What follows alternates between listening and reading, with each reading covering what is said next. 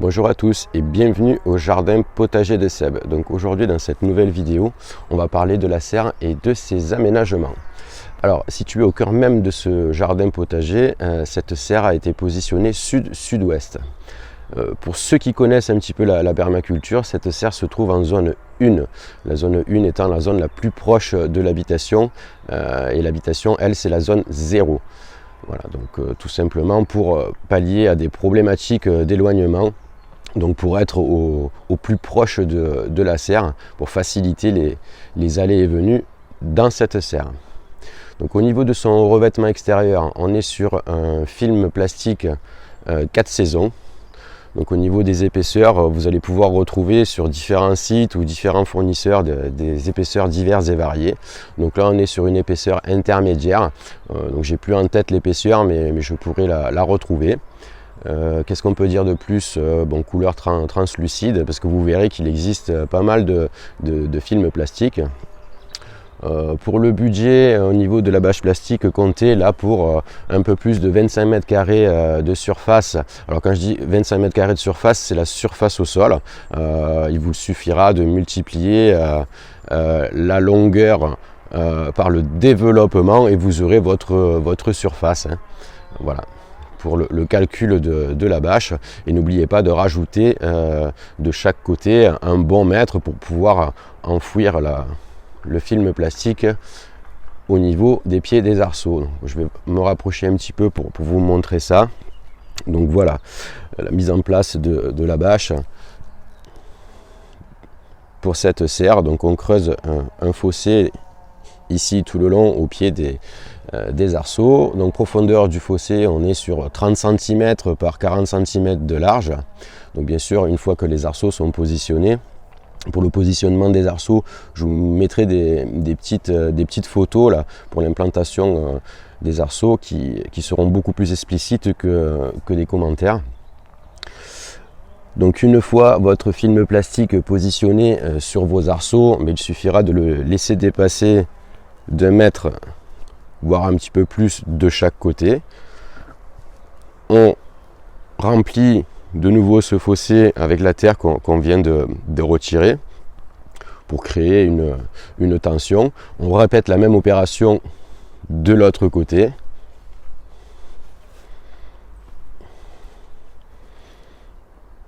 Voilà, toujours pareil.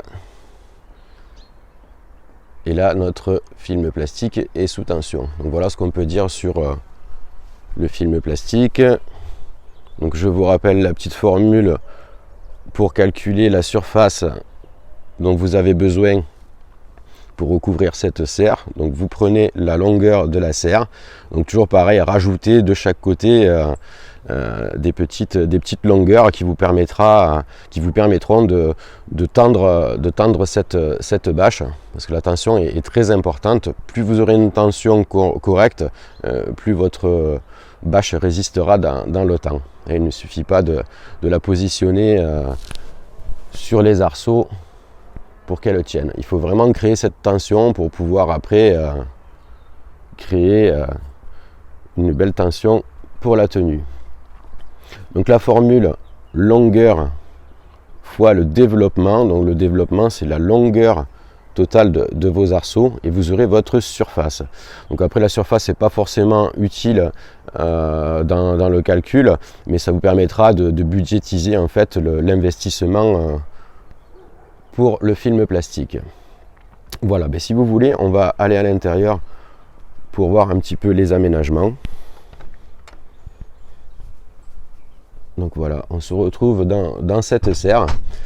Donc dans cette serre, on va commencer par la droite. Donc au niveau des bacs de culture, donc 2 bacs de culture qui se trouvent ici. Donc là, vous voyez, ça c'est les semis qu'on avait fait ensemble. Donc les radis de 18 jours là qu'il va falloir éclaircir, mais qui sont pas mal développés. Sur la première rangée, j'ai fait un petit semis de chou cabu. Donc après, sur le reste des cultures, on a encore des pois gourmands, encore des pois à grains ronds. On a fait une petite rangée d'oignons et sur le fond, on a mis des fèves. Donc tout ça, ça pousse bien pour le moment. Ce bac là, ce sera un bac qui sera mis en culture, je pense, au mois de mars, pour tout ce qui est solanacées. Donc on va planter des tomates, on va planter des concombres, on va planter un petit peu de tout. Donc vous verrez, je vous ferai une vidéo qui sera dédiée à la culture sous serre dans ce jardin potager. Qu'est-ce qu'on peut dire de plus? Donc ici, donc pas de tuteur, donc je me sers des arceaux, je tends des ficelles, donc ça c'est un procédé qui est assez classique pour faire grimper toutes sortes de cultures. Le plus important à mon sens, cette réserve d'eau ici à température ambiante, donc je l'avais déjà expliqué pourquoi stocker de l'eau, tout simplement pour éviter encore une fois les stress hydriques, parce que l'eau de source, depuis que j'utilise 14 degrés, quand ici il fait plus de 40 degrés dans la serre, donc ça crée un stress au niveau des semis et au niveau des plantes qui n'est pas forcément favorable à un bon développement. Donc c'est pour ça que j'utilise ici une eau à température ambiante. Voilà pour ce côté. Ensuite, au niveau de la structure arrière. Donc structure arrière, donc pourquoi on aurait très bien pu se contenter de tendre un film plastique, mais j'ai préféré donner un petit côté esthétique à cette réalisation. Pour la bonne raison, comme je vous expliquais tout à l'heure, c'est qu'en fait cette serre est vraiment très proche de mon habitation. Et je vous avouerai qu'un tunnel bâche plastique n'est pas de ce qu'il y a de plus esthétique au potager. Donc voilà, je pense que cette structure bois donne un petit côté un peu sympathique à la serre, ce qui la rend un petit peu plus jolie et un petit peu plus agréable à regarder. Donc ici on a une ouverture qui permet la ventilation en fait de cette serre. Donc une ouverture en partie arrière et une ouverture double porte sur la partie avant. Donc voilà pour les ouvrants. La problématique de la température, elle est gérée donc par l'ouverture de ces deux portes, donc porte avant et porte arrière. Il m'a fallu rajouter l'année dernière cette aération au niveau du sommet de la serre pour pouvoir créer une évacuation de température un peu plus importante, puisque en période estivale on arrive à dépasser les 50 degrés quand ça manque un petit peu de courant d'air. Donc voilà, il a fallu créer cette ouverture qui fonctionne plutôt bien pour la ventilation. Donc bac central, donc au niveau de ce bac central, toutes sortes de cultures, ça fonctionne très bien. Donc ce bac là, il n'est pas très vieux, il a 1 an, mais depuis sa mise en place, c'est assez sympa. Donc on va pouvoir voir les choux là qui commencent à sortir. Donc ça c'est un régal déjà pour les yeux. Donc ils sont vraiment magnifiques. Donc je vous avouerai que c'est la première fois qu'ils sont si beaux. Regardez ça, un vrai régal. Donc après dans ce bac toujours pareil, salade, les oignons, et ça marche plutôt bien. Donc voilà ce qu'on peut dire sur ce bac central. Ensuite sur le côté, c'est le bac de trempage que vous connaissez. Donc là on avait réalisé ensemble les semis de salade sur ce côté là, avec le petit capot pour les températures basses. Donc réalisé en bois toujours pareil de récupération, donc 2 chevrons de 5 par 7 sur la longueur totale de la serre. On va s'approcher pour voir le bac de trempage. Alors vous allez voir, c'est une réalisation qui reste très simple. On est sur un film plastique sur la totalité avec les rebords, avec une petite punaise dans les angles. Donc on plie l'angle pour créer en fait une poche, un réservoir. Il vous suffira, juste après la mise en place de vos godets, de laisser toujours un petit centimètre d'eau au fond de ce bac, et comme ça vous n'aurez plus à vous occuper du remplissage de l'arrosage de vos semis.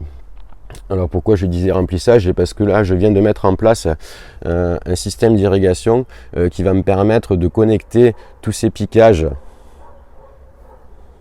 qu'on voit ici à l'intérieur de ces bacs pour qu'ils puissent se remplir automatiquement. Voilà, donc tout ça va être relié à un réseau extérieur avec un programmateur qui permettra de gérer la quantité d'eau dans ce jardin potager. Donc là il n'est pas encore raccordé, mais ça fera l'objet d'une vidéo sur la mise en pratique de l'irrigation de ce jardin potager. Voilà ce qu'on peut dire sur ce bac là. Je ne sais pas si ça vous a échappé ou pas, mais je vous montre quand même. Là ici il a été installé un éclairage, donc un éclairage classique. Mais pourquoi? Parce qu'en fait quand on rentre tard le soir et qu'on a envie d'aller dans la serre, c'est assez pratique de pouvoir avoir un petit point de lumière. Donc voilà, écoutez, c'est tout pour cette utilisation. Ici on a encore un autre bac en complément pour la période de semis. Là derrière moi on a notre bac de repiquage. Donc pour un gain de place, la table de repiquage a été faite amovible pour pouvoir gagner de la place, parce que 25 mètres carrés, vous savez comme moi que plus c'est grand, plus on met des choses, et plus on met des choses, moins on a de place, et ainsi de suite. Donc voilà, écoutez, c'est à peu près tout pour les aménagements de cette serre. Donc si vous avez des questions, n'hésitez pas à les poster via les commentaires. Voilà, je ne manquerai pas de vous répondre. On va repasser par l'extérieur et je vais vous montrer un petit truc qui à mon sens est assez pratique.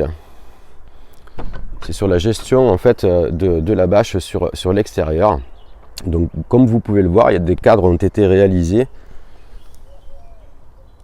Donc ici, la structure. Et là je vous mettrai une photo parce que je ne sais pas si on va arriver à le voir correctement. Voilà, mais c'est des châssis qui ont été réalisés indépendamment. C'est-à-dire que s'il m'arrive de détériorer en fait cette partie de la bâche, je n'ai plus qu'à sortir mon cadre, remplacer mon film plastique et le remettre. Et j'ai réalisé ça sur toutes les ouvertures qui risquaient d'être endommagées. Donc ça c'est pour faciliter en fait le remplacement de la bâche. Voilà, écoutez, je vous souhaite une bonne fin de soirée, un bon week-end et à la prochaine pour une nouvelle vidéo. Bye bye.